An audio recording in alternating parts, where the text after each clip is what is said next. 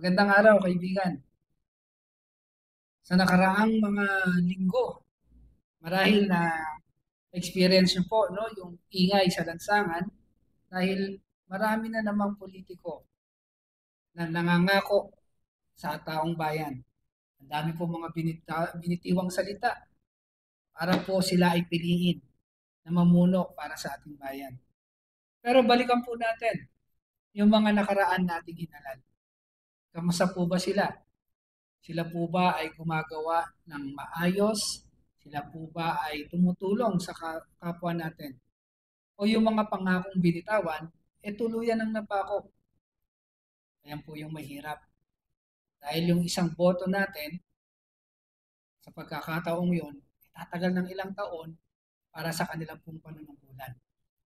Ano po kaya ang ating matatamasa habang sila ay nakaupo sa kapangyarihan? Kaya kaibigan, ito ay isang paalala. Dahil bukas, tayo na naman muli ay mamimili ng mga politiko na mangunguna para sa bayang ito.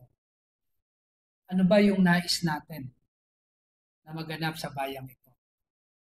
So, sino dapat yung politiko na kailangan nating iluklok para mamuno para sa atin?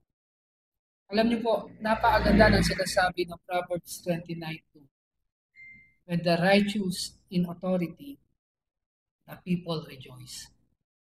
But when the wicked rule, the people mourn.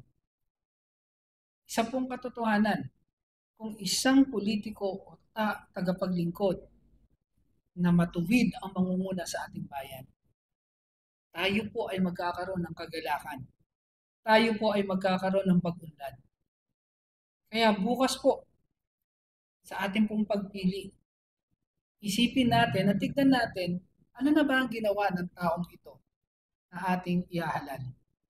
Sa mga nakaraang panahon ba na nabigay sa kanyang pagkakataon, siya ba ay naglingkod ng tama sa ating bayan?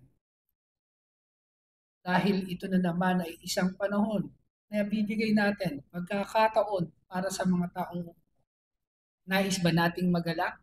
Katulad ng sinasabi po ng Biblia, na kinakailangan natin pumili ng isang lingkod na matuwid. Kaya bukas po, sa ating pong pagboto, bawat isa sa atin, kaibigan, piliin natin yung tama. Piliin natin kung sino yung tao na magbibigay kaluguran sa Panginoon at magbibigay saya, kagalakan sa taong bayan. Bukas po, sa ating pong pagpunta, sa ating mga resintong paghahalalan ng mga taong mga napili ninyo, sama-sama po tayo. Piliin natin ang magiging pinuno na maglilingkod ng tapat. Kaibigan, pagpalain ka.